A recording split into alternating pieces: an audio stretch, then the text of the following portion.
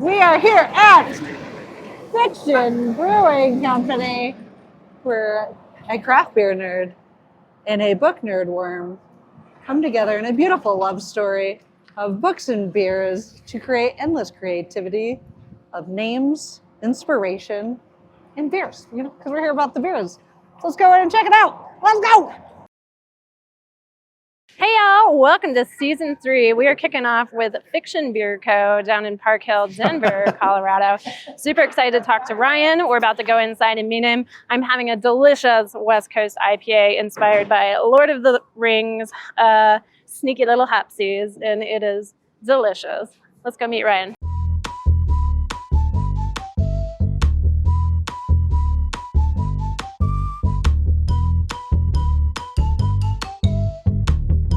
Hello. Hi. How are you? I'm doing great. Liz, Ryan. pleasure to meet you. Pleasure to meet you. Thanks for being on Thanks the show. for coming in. Yeah. Yeah, appreciate you guys. Welcome to Fiction Beer Company. Thank you so much. I'm Ryan. I'm one of the owners here, and I'd say maybe the executive brewer. Ooh. I kind of oversee the brew house, help with recipe development.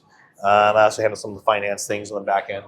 The best part. Yeah. So my wife's usually here day to day, and I was hoping she'd be here too, but she's home with a sick kid today. So. That happens here and there. Yep, she handles the tap room and the marketing, and we'll talk about her a little bit later on too when we get to the book stuff. So. That'd be awesome. Oh, let's start with the brew house. Yeah, come on in. Let's do it. What are we working with here? How big of a system? So, welcome. Yeah. Fiction Beer Company. Hello. We've got a 7-barrel brew house, Okay. which means our mash tun and our kettle are sized for 7-barrel batches. But all of our tanks are either double or triple batches. So we've got 3 14-barrel tanks and 1 21-barrel. Okay. So we are double and triple batching all of our beers so we can fill up these tanks. Awesome. You're Yeah. brewing twice a week? We usually brew about once a week, Once? so we keep Yep. it pretty regular.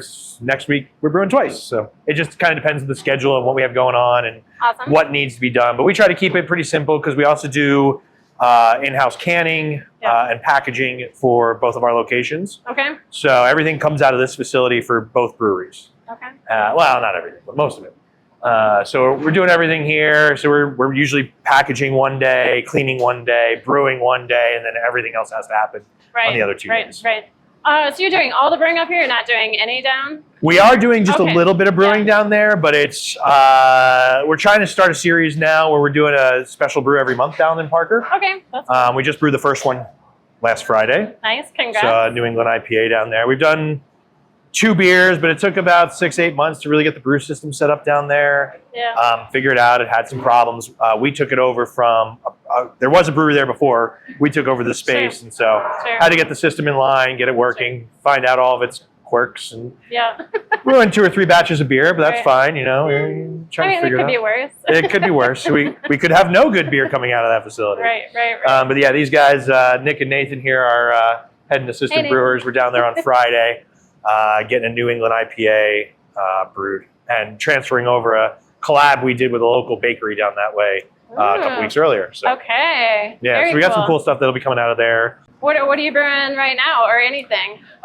So we've got nothing actively brewing at the moment because we Okay. just had our anniversary party. That's right. Yep. And so we had a bunch of beers that we brewed for our anniversary that all released the same day. So all of our tanks got emptied at the same time. Yay. And now we're trying to refill them. Right on. So this week we're actually brewing a throwback beer to our first year that we opened. Okay. It was a pale ale that we had probably the first 2-3 years we were open, called Old Bums and Beat Cowboys. Okay. Real heavy English malt profile, Okay. but then heavily dosed with American Northwest Love hops. that. Sounds So, delicious. Super sessionable, easy to drink, citrusy, delicious, malty. I feel like 'tis the season, right? Pale ales are just. I mean, I've had my fill of Marisons already this year, so I'm like, all right, I'm cutting back already. Let's dry it out a little Yeah, bit. Let's hop it up a little bit. Exactly. So yeah, that one will be great. We're looking forward to it. But yeah, features Amarillo and Citra all the way throughout. So Very it's a good. good pairing with the malts that we use in that. Very good. Kind of an ad-lib question, but I see root shoot on the walls. Uh-huh. So are you sourcing a lot of locally, or? We best you do. We can? keep a good number of beers. We have a couple beers that are all root shoot malts. Awesome. Our collab beer that we did, we do a collab beer every year with our Mug Club membership. Yeah. And so for that, we always use Root Shoot Malt because we have them come down. They bring a selection of all their different kind of grains that they manufacture. So they grow here in Colorado. They malt here in Colorado. They deliver to us. They're amazing to work with. So cool, we work with all their grains, have the group taste them all. They pick a few strategic ones that they really like, and then we kind of fill in the gaps and build the recipe out. So this year, what we came up with was kind of a ruby red Scotch ale. Okay. A little bit on the light side for a Scotch ale, but they really like the Cara Ruby grain that Root Shoot has. Okay. So we're featuring that prominently in it. Very cool. But it's 7%, Scottish, not quite a wee heavy, but getting up there towards the 90 shilling type. But a little bit lighter than that. So it'll be a really great beer, and we're gonna barrel age some of that too. Yeah, I love that idea. I think that's gonna be good. What about what are you going to name it? Do you automatically go from tasting to book inspiration, or is that a different part of it? It all works differently. So for this beer in particular, because it's our Ex Libris membership, that's what we call our membership club, it's just the Ex Libris beer. Okay. We have discussed names for it. Okay. And at the moment, we're considering actually naming it something from Outlander. Okay. Popular series, popular show, popular book, Scottish, right? It fits. Yeah. So it works both ways. So my wife does most of the beer naming for us. Okay. Very cool. She's the book dork. I'm the beer geek. Okay. That's I read a lot, combination. but not like she does. Like she reads, she'll go through a book a week. I'll do an audio book a week, but she'll physically read a book a week, and it takes me 6 months to read a book. Yeah, nice. I just don't have the time. But she runs, we have a book club here that she runs. We've got over 1,000 members online, and usually we have 50 to 60 people here in the tap room every month. That's awesome. Yeah, it's crazy busy. I love that. But we have a ton of people all over the country, all over the world who are actually part of the book club online, and so follow along with it. Wow. Which is great. But so she does all of our beer naming normally. Okay. And sometimes we'll have a book that we want to create a beer from, and sometimes we have a beer that we have to match a book to. So it kind of works both ways depending on what we're doing. I love that. I love that so much. I often find that with beer and food. That's what we do a lot, right? It's like, is it the food first or is it the beer first? I feel like it just depends on the day. It works very much the same way. It's synonymous with each other. Very cool. Very cool. Any special mechanics you're working with back here you want to highlight? Oh, nothing really special, but for us it's great. We when I built out this brewery and designed it, we put in an all-electric brew system, which has its pluses and minuses. The biggest plus is consistency. Sure. So a lot of smaller breweries use direct fire, which is just like a flame coming up underneath the kettle. Right. That provides a lot of inconsistency. You get hot spots, you get uneven heating. So it can really mess with your beer from batch to batch. Okay. Our all-electric system is 100% efficient all the time. Cool. It uses the same heating methodology. A steam jacket would be better, but as you can see as we walk around here, we're not very big, so we don't have room for a boiler room. Right, right. So electric it is, which is nice, but it also adds the advantage of being able to control everything through the internet. And so when we're off site, we can heat up our hot liquor tank. We can get things going. We can crash our tanks. We can do everything. Love automation. Remotely. Yeah. Which is great for work-life balance. Originally, when we started this whole project, I was supposed to leave my day job and start being here, and I have young kids, and I needed to balance it around. That never happened. I never left my day job. I still have a full-time day job, which is why we have a brew staff who's here every day, kind of getting all the hard work done. I do the easy behind-the-scenes stuff. Sure. But it helps them out a ton, and it's easy for us to monitor, and we can be consistent and look back at our records. Everything's tracked and mapped, which is really cool. So if we have a problem with a particular batch, we can go back and see, well, where was our mash temp at? How did it settle? Was this normal? Does this match up against what we normally see? That's nice. And we can troubleshoot from there. Sure. Gotta love data points. Yes, I'm a data guy. Yeah. Key performance indicators. Yes, absolutely. How long have you been brewing? Me personally, about 15 years. Okay. We opened up obviously 10 years ago. So it started out as a hobby that I had wanted to get into for a very long time, and just either didn't have the time or the space or the money. Then all those things happened, and I started brewing a little bit uncontrollably. I started writing my own recipes from batch number 2. Started because I had already been way into it, just didn't have the time to actually do it. Yeah, I got you. So I finally brewed a batch of beer with a buddy of mine who was a brewer, and fell right into it. Went and got my own equipment. Then I had one all grain and one extract, and so then I always had 2 different styles, and I could do. it got out of control. Compounds. Yeah, to the point where my wife was like, so maybe we should open a brewery? Oh, man. And I was like, all right, cool. And 10 years ago, I mean, Yeah. I feel like you crushed your timing. It was about 12 years ago where she said that. Okay. And then we decided, well, let's have a family first, because if we do this business thing, we might never do the family. So we did that. We had a young son, and when he was not even 1, we were like, all right, should we visit this brewery thing again? That's cool. And just started planning it. And I kept waiting for like a roadblock to pop up. Like, oh, no, that's not a good idea. Or you shouldn't do that. Or there's not a space. Or no, we're not going to lend you money. And none of those things happened. So 10 years later, here we are. Green lights. Yeah, That's all the kind way of through. It says green lights. It took about a year and a half all in, which is twice as long as I wanted it to take. But, That's not so bad. it's fine. It worked out great. Very cool. So, yeah. Love it. We've been open since 2014. Very good. Did you open at the beginning of the year or the end of the year? We opened up the end of September in 2014. There you go. Yeah. GABF weekend. Yeah, again, and thank you for indulging us during Beer Week. Every year. Oh, man. It's anniversary GABF, anniversary GABF. And then for several years, we were also doing the Blues and Brews Festival out in Telluride. So it was Telluride, anniversary GABF. It was September, too much. October, we're gone. Yeah, it was gone. Yeah. So. Cool. Very cool. A lot of cool stuff. Oh my God. But yeah, it was a lot. So 10 years. Yep. 12 years from conception. Yep. Yep. And you've seen a lot, especially even in the Colorado industry of craft beer. Indeed. And you were able to open up a second location during that time. If you would, like, pros and cons of this time, and How much time do you have? like, when were you like, we're going to do another location because it's booming? And then it's like, okay, now you're maintaining that. And how are you maintaining that? So we were very fortunate in that our second location is actually, it's operated by one of our former bartenders. Okay. So one of our guys who came in here and just blew our socks off was a corporate guy, but best bartender we ever had, really friendly, really helpful, upsells really well, got to know the regulars, it was just a part-time gig for him. He just wanted something to do, to take up his time. So he was making money instead of spending money. He was a regular at the bar and just became a really good bartender.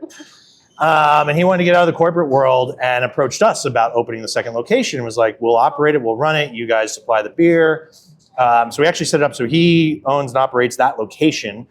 We license the brand to him, we supply the beer, we operate their brew system down there. So it works out really well. He takes his skills that he has at operating a tap room and applied that down in Parker. And so we didn't have to do anything. We, meaning my wife and I, the original owners, didn't have to do anything to open that location. We just had to make sure we have enough beer and capacity to be able to service them. Okay. Prior to COVID, we were doing a ton of distribution. Sure. Kegs, cans, liquor stores, bars, restaurants, all of that. Yeah. And when COVID hit, we pulled back from everything, obviously, and never restarted it. And it just wasn't worth it. Yeah. We had a full-time delivery driver. We had all sorts of things happening. And back then it was a break-even proposition at best for outside sales. And so it was a marketing thing for us, getting our name out there, getting our brand out there, letting people in Denver know who we are, where we are, all of that. We accomplished those goals. And so we pulled back from distribution. And so we had this excess capacity and we were able to sell it to them essentially, which is great. Very cool. So, and with that, going back to your question, the industry as it's changed. I mean, when we came in, craft beer was still less than 10% of sales nationally. Yeah. Shortly after we opened, I think a year, maybe two, the Brewers Association finally published numbers that we were over 10% of sales nationally, which was great. And industry was on the rise. Then everything's cruising along. There was a lot of everything new. Everybody was very into whatever was new. New styles, new processes, new ways of making beer, new styles of beer. Whatever's new, that's what people wanted. And so everybody was chasing new. We were chasing new. We got very popular for being one of the first breweries in the state to do a lot of new styles. I mean, we were the first brewery in the state to do a New England IPA, which is now the #1 style. Okay. Odd 13 was about 2 weeks behind us, but nonetheless, we were the first ones to actually have that style out. We did. Why did you do it? Why did you decide to come out with the New England? Our brewer at the time, it was one of his inspirations, something Okay. he really wanted Yeah. to do. And so we talked about it and talked about the style and what it was and how to do it. And, at the time, really everybody just pointed to Heady Topper, right? Heady Topper is the New England IPA that started it all, so to speak, right? You had some others that came along, Trillium, Treehouse, and those things. But really it's Heady Topper. And so we were both East Coasters and familiar with the brand. We're like, all right, well, let's do it here. Yeah. So we did it. Nice. And it came out and it was fantastic beer. Yeah. And then we were the first brewery in the state to win a medal for it. At both the Best of Craft Beer Awards and then at GABF. Awesome. So we won. We took a bronze for our Mountain Psychosis the first year the category was available. So we got very popular for some of those things, for all those new things that we were doing. So people were coming here for the new stuff. And so for probably half our existence, we never had flagship beers. We didn't have beers that were always on tap. We had one beer that was always on tap and everything else rotated constantly. Okay. And so some of that's died down since COVID hit, right? We pulled back on distribution. We pulled back on can sales. We don't sell to liquor stores anymore. And since then have moved to more flagship beers, incorporating some of those. Like even Madam Psychosis that won the medal, there were times where we never had that on tap. Right. Just because we were constantly rotating, looking for new stuff, trying to do new things. And with only 4 tanks, there's only so many new beers you can do while keeping the existing beers on tap. So it's an interesting balance. But in this environment now, 10 years later, new stuff is not as important as consistent stuff, right? Really, from a beer perspective, from a brewery, brew pub, tap room perspective, we have rewound the taste timeline about 15 years. Right. I mean, you go back 15 years ago, everybody was like, all right, everybody's got their standard. They got their pale ale, their IPA, their stout, their wheat beer, their lager. Yep, Yeah. exactly. So did you had the transition of being all innovative and new, and then you had to reel it all in. How difficult was that transition period, right? I mean, there had to have been... It's difficult in my heart. Yeah, exactly. I was like, because I always want to do good for something you. new. I want to try new stuff. Like, people ask, what's your favorite beer? It's like, well, what haven't I had? That's what I'm trying. That's what I'm like. I'll go to a liquor store and I never buy the same thing twice. Yeah. I still don't buy the same thing twice, but that's mainly because it's all R&D, right? I want to try something else. I want to see what other people are doing. I mean, good for you. I mean, that's, we've talked about on the show before that a lot of times we feel like breweries struggle with their passion for craft with running a business. And sometimes you have to make those hard decisions, and a lot of breweries don't, and they don't make it well. Yeah. And it causes problems. It is a tough line to follow. I will tell you that. I bet that would be hard. But you got to find the beers that people like. Like, the one beer that we always have had on tap since we launched it is an amber wheat lager, because it's one beer that takes up 3 different taps. Because we get a lot of people who are like, oh, do you have an amber? I like ambers. Or do you have a wheat? We like wheats. Do you have a lager? Sure. We have one beer that fits all 3 of those things. So we direct them to that one tap. Yeah, that's cool. When we only had 6 taps, that was, we have 12? Yeah, we have 12 now. When we only had 6 taps, that was a very important beer to have. But that a beer, very little brain is that beer. And it's the only one that we've had on tap pretty Funny much name. full time since we've opened. Yeah, funny name. Other than that, it rotates a lot. Even still, we rotate. We only keep 4 or 5 flagships on at any given time. And even one of those is our lager, which rotates seasonally. So we have like 4 or 5 different lagers that we do throughout the year. Okay. Mav is our current one, our Oktoberfest. Up next is our dry hop Pilsner. So it's like incredibly dry, like 0 final gravity, super crisp, clean, Yum. hoppy, delicious Pilsner. Yum. And then we'll go into our alternate present, which is another medal-winning beer actually the beer we won our first medal for. Is that the dark lager? Yeah, Schwartz beer. Yeah. Yep. Yeah. Schwartz. Yeah. So yeah, it is a challenge to try to keep those. But so by establishing the 4 or 5 beers that we always keep on tap, that leaves us with room to experiment. So we usually have one tank that's got something new in it, while the other 3 have some of those rotating ones in it. Okay. But it's become even more difficult with the second location now, because now we need twice as much of those standard flagship beers available, because then down in Parker they go through the IPA and the lager like it's water. Everything else kind of hangs in pretty even keel. Sam's fault. Sorry. IPAs. Yeah. We'll excuse you as long as it's our IPA and lager. You can hold it But you're keeping up with demands. We're trying to. We have moments of where we're out of stock of this, that, or the other thing. I mean, I feel like that's a good problem to have, keeping up with demand, especially in today, right? There's a shift into, we want consistency, right? We understand that, especially in Colorado, you know, you can literally get any style of beer that you wish because there's so many people with a passion such as yours, started off home brewing. And so many like I wanna see more. Very focused breweries. Yes. Right. They this is what we do. This is how we do it. This is, and so you want a really good, easy example. Black Shirt Brewing, right? Back in the day when we do all red ales, right? Like they're very focused. If you want a red ale, you can go there and get them. Yeah. There's a lot of other breweries that are like that. You have Crooked Stave if you want sours and Brett beers and things like that. Yeah. They have other beers that are also great, right. but there's a lot of breweries that have this is our thing. Yeah. And I think that's cool, right? Like if you I love it.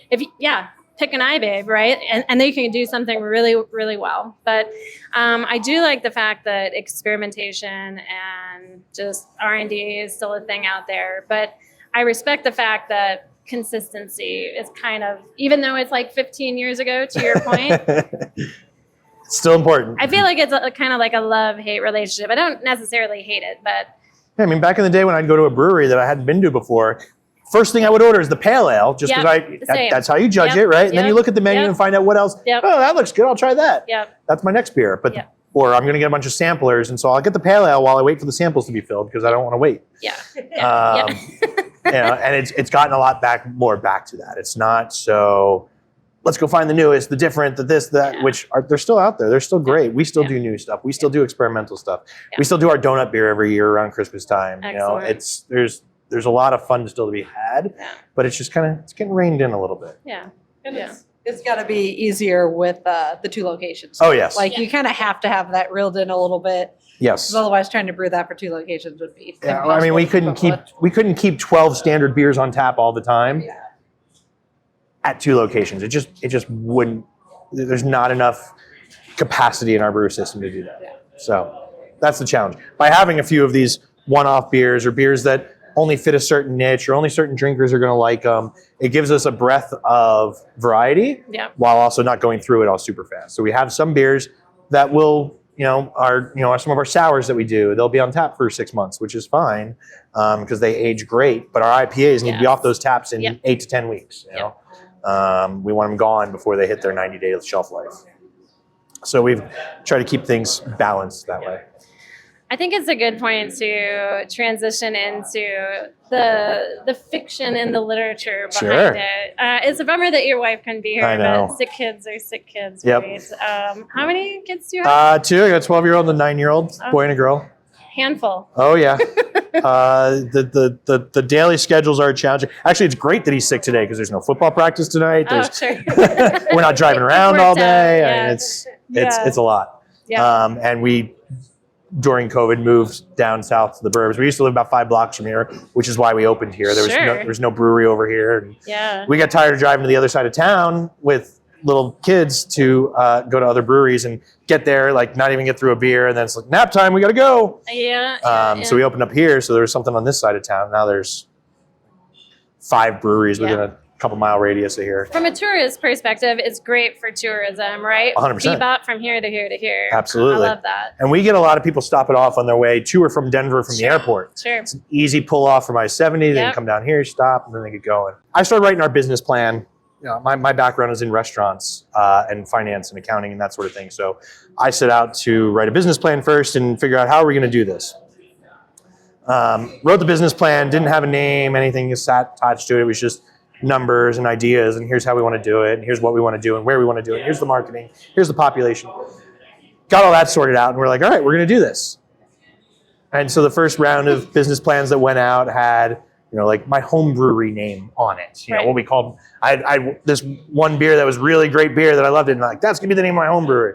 And that wasn't going to be a good professional brewery name. So we kept just bouncing. I had this list. We probably had 40 different things on it that we were like, well, what if the brewery is this? What is that? But at the time, what inspired us to come up with a list of different, call it themes for our brewery was there was a lot of litigation going on between breweries and other businesses for names of beers, Oh, yeah. copyright infringement, things of that nature, right?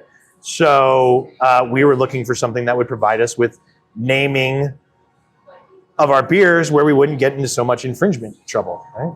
So my wife being a big book dork and me liking to read, and me being a big beer geek and liking to read, we kind of combined those things. She sent me a text message one day, well, what about, Fiction Brewery? And I was like, Fiction Brewery? What about Fiction Beer Company? So it started from there, and it was like, all right, well, all of our names could be inspired by books that we like. And so we can draw from the literature that we read and the books that we read and come up with unique names that, aren't going to be infringed upon, that not every other brewery is going to have a name of. Yes. And so it started from there, and we started looking at it. Then we talked to an attorney and was like, well, if you're drawing your inspiration from books, don't use any proper nouns. Don't use names, don't use locations, don't use things like that, right? Because that's original content. Exactly. And it's fine. So we draw a lot of phrases. Phrases are like our key. It's what we love to pull from. So we'll read books, We'll play around a little bit. Luckily, it's public domain now, but A Beer, Very Little Brain wasn't public domain. Right. A Bear of Very Little Brain was what they called Winnie the Pooh in the Winnie the Pooh books, right? So we kind of play around with things like that, or we draw single words.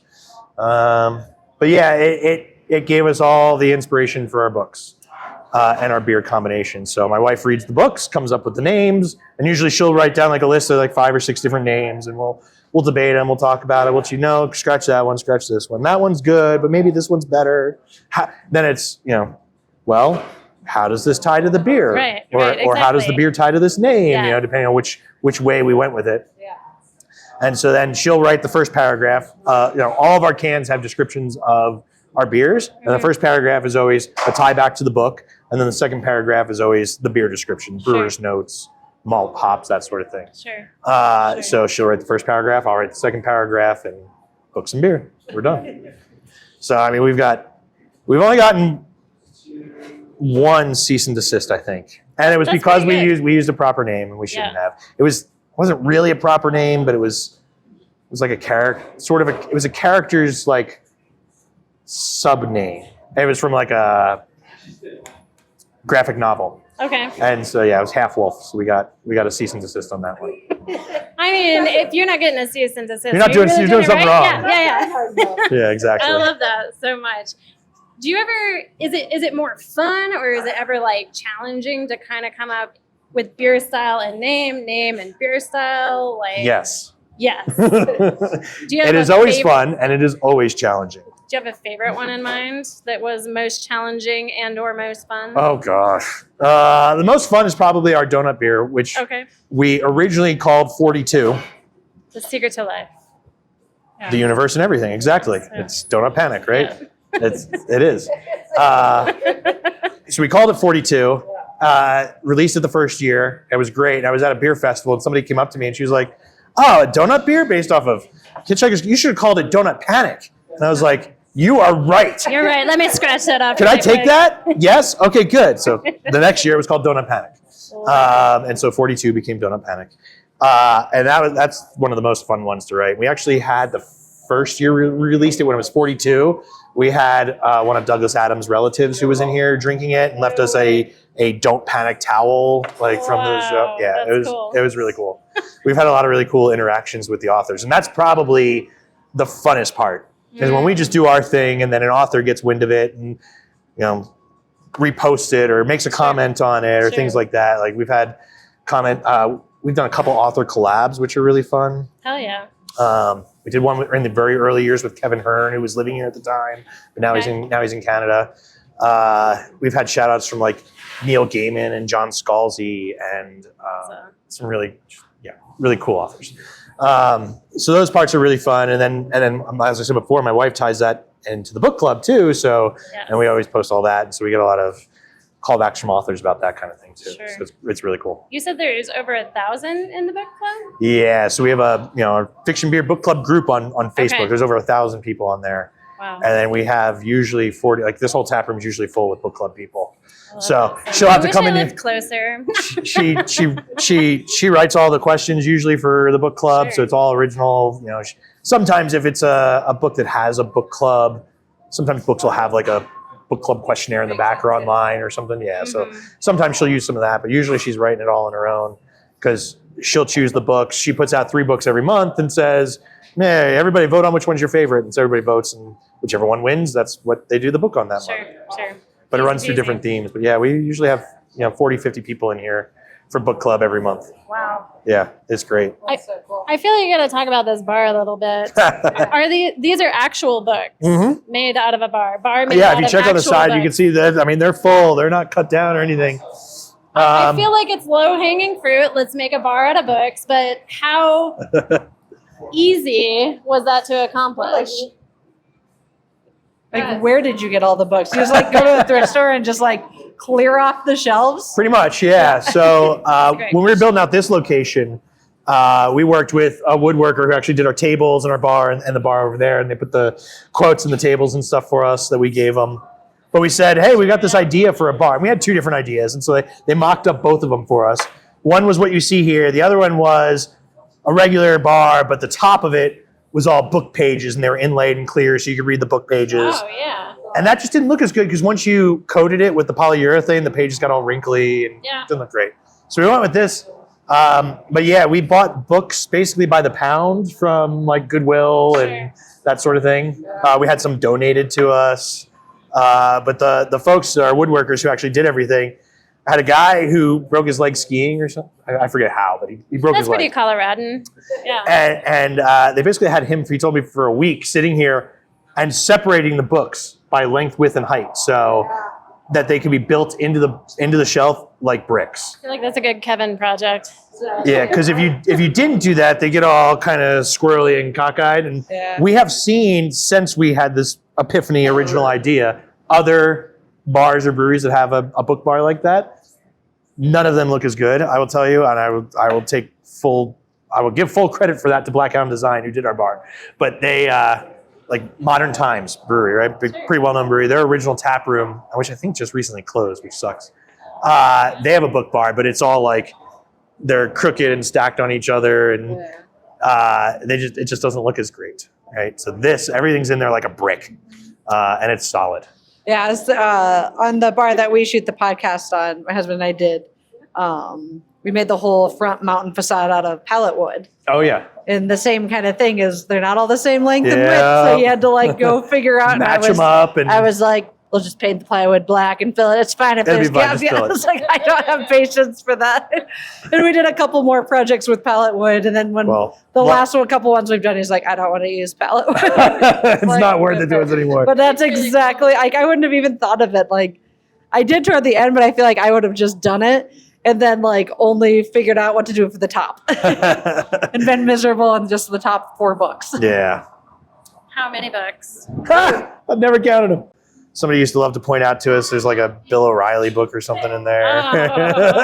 They're like, did you know? Do you ever? Oh, actually, I'm looking right now. I just finished a book that I see in the bar. I feel like every garage sale I've ever been to is sitting in front of me. Well, our lending library that we have Yes, over yes. here. So when we were opening up the brewery, we knew we were going to have this. We wanted to basically make a very large little free library. Love it so much. And so initially to stock it, we were just out wandering our neighborhood one day over here in Park Hill. And 1 block over, a gal was selling boxes of books at a yard sale. Yeah. And we were like, oh, this is great. We walked around the neighborhood yard sale, figured we'd pick up a few books here or there, have them be fine. So it was like, well, I got 27 boxes of these books that they were my grandmother's, and she read everything, and they're all hardcovers, and I don't have any place for them. So we were like, Taken. we'll buy those from you, $10 a box. I think we spent like $300 and That's pretty good. bought like 300 books for the trading library, and a lot of them are gone now. But certainly on the edges, like up top, you can see all the hardcovers up there. Yep. Those are absolutely 100% hers. And if you open them up, she had like her own stamp that she put in. Dorothy, I forget her last name. I do the same thing. I sign them. Yep, they're all in there, stamped with Dorothy with her. Someone will care that I read this book. What about if you could give the brewery itself, you feel free to add in the addition if you want. If you could give it a character, what character would the brewery itself be? Like an existing character? Like Up a to known you. character? Your story. I don't know. Oh, let me sip on this one for a second. Character for the brewery. Well, you know what's a fun story, aside from that, while I think about that a little bit, Excellent. is one time we actually worked with an author who wrote a book for the brewery. Oh my gosh. And we did a beer. It was a collaboration sort of thing, but it was a novella. But she wrote and published a novella that took place at Fiction Beer Company, featuring Fiction Beer Company, called Adjunct Lovers. Okay. But she was it's a romance novel, a romance novelist. But her shtick was they all took place in breweries. Okay. And so I forget how we got connected with her. My wife would remember, I'm sure. But yeah, so we started just chatting online and decided to do it. And so yeah, we brewed a beer and she wrote a book and then she came out here for the release. It was fun. So there's always that brewer from a book. You could be that character. I love that. I think it's You know what it would be an adventure. It would be and I don't have the character, but right, a road story, right? Somebody has to get from point A to point B, but that path is very squirrely and wandering, and they meet new characters and new friends and enemies along the way. Amen. And they eventually get to their destination. That is the character we would be. I love that. I don't have a specific character in mind. I think that's a great answer, right? But and there's we wander like we were talking about. We wander all over the place with our styles, with our events, and we do a lot of like literary themed events. But we have our own trivia group that comes in here that writes the trivia. Like it's not Geeks Who Drink or any of those like brands that just recycle their trivia. Like they are our regulars who write trivia and do it here and here only. Cool. And it's cool stuff like that. But yeah, we meander a lot. We get distracted a lot. We're like, ooh, squirrel. roads less traveled, right? Yeah, Or whatever. Yeah. Absolutely. And so we see something cool, we will generally chase it if we think it's going to be fun or interesting or different. I think you have a really great story. I love the combination of beer geek, book nerd. I mean, we get very nerdy here. I mean, we have our own okay. like game night that's here on Tuesdays. Okay. And then they even started a sub game night of like play test Tuesdays. So they come out here and test new games that people are working on designing and building. And yeah, it's like a great group of people who do that. Yeah. And then, like I said, we've got our trivia folks and we do all sorts of stuff. We do a lot of collabs with the library, the Denver Public Library, and their, Friends of the Denver Library, our fundraising arm. Mm-hmm. We just did a banned book bingo with those guys a little bit ago, which was fun. Absolutely. Yeah. So we do cool things. It's fun. Especially if it's nerdy, we're into it. Yeah. We get very nerdy. Yeah, when I just kind of pulled up in my list of questions. If you could collab brew with any figure, dead or alive, who would it be and what style of beer would you brew? Fight Club question. That's a fun question. I never had anybody like ask that before.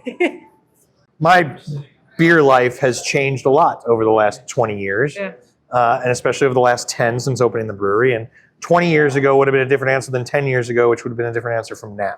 Fair. Okay. So now I would say more of a historical figure. Okay. I'd say, like a founding father, a George Washington, a Ben Franklin, Thomas Jefferson, one of those here, because I know they weren't brewing as good a beer as they could have. We could definitely do better than what they were doing back show then. off all the electrical system. I think we could blow their mind, which would be amazing.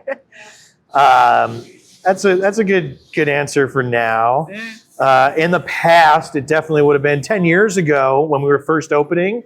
Yeah. I mean, it would have been every like celebrity brewer that I knew of, like Sam Calgione or a Vinny Cilurzo or Garrett Oliver, all these beer names that just are blow your mind and make amazing beer and have figured out how to survive here for decades. Yeah. Right. To learn from them, I've had the pleasure of meeting all of them at this point. Never Oh. brewing with them, but Cool. have at least, shaken their hands and had a conversation here Awesome. and there. Anything, so you say you have a lot of people pop in off of I-70 heading to and from the airport. Obviously, we'd like to hit a lot of people that are new to the area, but also some regulars. Yeah. Anything in particular someone new should know? And a regular, like any fun fact you want to drop on them, they may not know. And if they already know, they already know. I That's think the okay. regulars already know. They already know, They're that's sitting fine. there behind you. I mean, we've got some great regulars who are in here, come in, have their beer every day. Some will come in and have a couple beers every few days. We've got a great following of I would say. neighborhood regulars here. Yeah. But we also do get a lot of people who are just traveling from brewery to brewery, doing the beer tourism sort of thing. Yeah. Come for brew tours. Oh, yeah. Here's our tour. Yeah, right. There it is. There's nothing really for regulars to know that they don't already know. That's They great. know everything. I love that. That means your they're sitting here identity is talking to our already out manager there, right now. and we're not guessing it. She tells them everything. No, we don't necessarily let them know all the bad things that happen. There's a lot of bad things that happen behind the scene where I tell the brew staff, do not tell the regulars about this.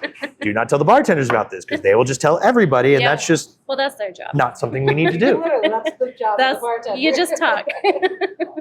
So, there's some of that stuff, why we dump certain beers, things like that, or something that we might not like in a beer, but somebody else likes. And, so we always have a rotating selection of beers, and I drink all of them, but I like some more than others, and some I might not like. I don't drink raspberry beers. I don't know. I've got this mental block, or wit beers. I've got this mental block where when I drink them, they don't taste good to me. Everybody else is like, oh, this is a great beer. I love this. This is fantastic. I can't drink them. I just can't. 1 out of every 10 raspberry beers, I'll like. It has a flavor that works for me. But a lot of times it's Robitussin. You best brewer in the world makes a raspberry beer and it still tastes like Robitussin to me. I just can't do it. Do you like raspberries? I love raspberries. Okay. Yeah, Well, no then issues you're with like raspberries. That was my question, I don't too. like raspberries. No. That makes sense. We don't like raspberries. There's very few things I don't like. I'm a food guy and a beer guy. I like it all. So, there's things that we don't discuss. I get this character out of a beer, but I'm the only one getting it. I don't share that with everybody. So, people who have been coming here forever might not know that. New people coming in is introduce yourself. We've always got a rotating selection of people coming in here, trying new things. Let us know who you are. Let us know it's your first time coming in, and we're happy to make recommendations for you. You can try different stuff, get a little splash of a few different beers, zero in on what it is you like, what it is you want to drink. We usually, our tap list is only 12 beers, but we usually have a little bit of everything. We got fruits, we got sours, we got lagers, we got pale ales, we got hoppy, we a little bit of everything. Covering the spectrum. So there's always going to be something that we can find for you. Yeah. What about people that want to get into the industry? Any advice for them, either from a brewing perspective or front of the house? Any advice? I'm not a great source for that. To get into the industry, I had to open a brewery. So There you go. that's Maybe my brew a- advice. You maybe want to be brew a in the beer? industry? Yeah. Open a There you brewery. go. But that's not so easy. I was very fortunate in where I was at in my life to be able to have done it. Yeah. And my background in restaurants and finance. Sure, That sort of thing. So, it's not as easy for other people. But I have talked to dozens of people over the 10 years who've wanted to open breweries, who've wanted to, get into the industry, and shared that same, insight with them. Here's what you do. If you can't do that, that's not possible for you, then it's just be at a brewery, start working there, whether it's behind the bar or in the brew house. And if it's in the brew house, you're probably at this stage of the game, you're going to need some sort of an education. Right. We feed a lot off of either the Regis or the MSU. Denver Metro Yeah. campus. We get a lot of them. One of our ex-brewers, who's QC manager up at a yeast lab, is also a teacher over at Regis. So they have a great brewing program. So we've had a lot of brewers come through here out of those programs. Sure. So it's just a great opportunity to network. Networking is everything. Yeah. Oh, yeah. There's only so many brewing jobs for us. As many breweries as there are in the state, there's only so many brewing jobs. Right. And so, we it's probably our fourth brewing team that we have going back there right now, Nick and Nathan. I mean, we've had some brewing teams that have adjusted over the years, Okay. but we're small. We recognize where we're at. Yep. People come in, they learn the ropes, they the head brewer goes someplace else, the assistant moves up, Yep. they take over, they learn a few things, then they go someplace else, and the next. Yep. So we're sort of a minor league team for brewers going other places. Like our brewers have gone on their ratio, Station 26, Okay. QC yeast labs, running yeast labs. So our brewers have moved on to a lot of cool. owners of other breweries. Not a Root, our original brewer that we had owns Not a Root up in Netherlands. Okay. So yeah, they've definitely made some rounds. That's awesome. All right, So- last but not least, if you could be any beer in the world, what beer would you be?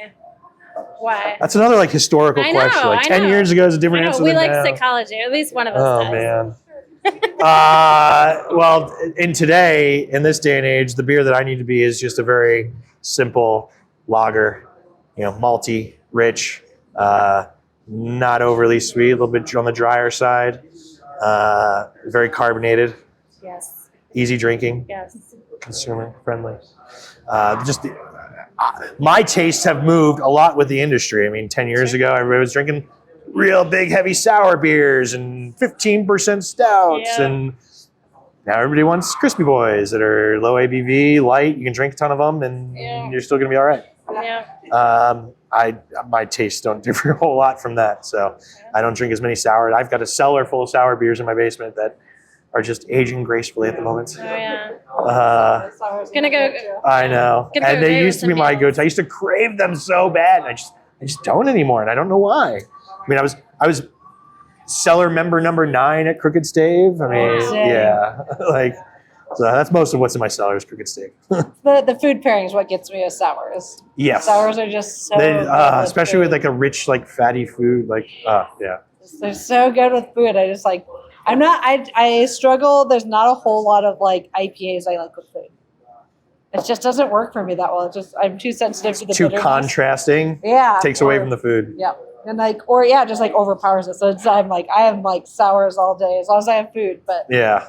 when I get the big bombers and I have to wait for Liz because I'm like, I can't drink this whole thing by myself. Yeah, I don't want to throw it away. It was like $30. I don't want to throw it away. There's this one year where Crooked Stave for their Mug Club member, their Cellar Reserve program, they gave a wine glass basically as one of their, but it would fit 750 ml. You could pour the entire bottle in without stopping because you get the dregs in the bottom, right? So if you stop pouring, then it mixes up into the beer. So you can pour the whole thing into the glass. Yeah. I used to love that glass. Then I broke it. I was like, did it break? Yeah, Thank thank you you. for spending some time with us. Yeah, happy to do it, ladies. I appreciate it. Thanks for coming down and enjoying some fiction beer with us. Oh my gosh. I'm totally going to have another before we go if we have time. But if not, that's okay too. Please But do. Well, you know where to find us. appreciate it, You yes. can always come down. Yes. Let us know anytime you're coming. We always got cool stuff going on. Right on. Oh yeah. Yeah. We keep all our stuff up to date on the website. Everybody can go there if you Okay. want to see events, our book club, our past book clubs, if anybody wants to follow along with that. Awesome. All of our food trucks, everything's up there for the taking. Awesome. Thank you so much. Thank you. Thank you. Cheers. Cheers.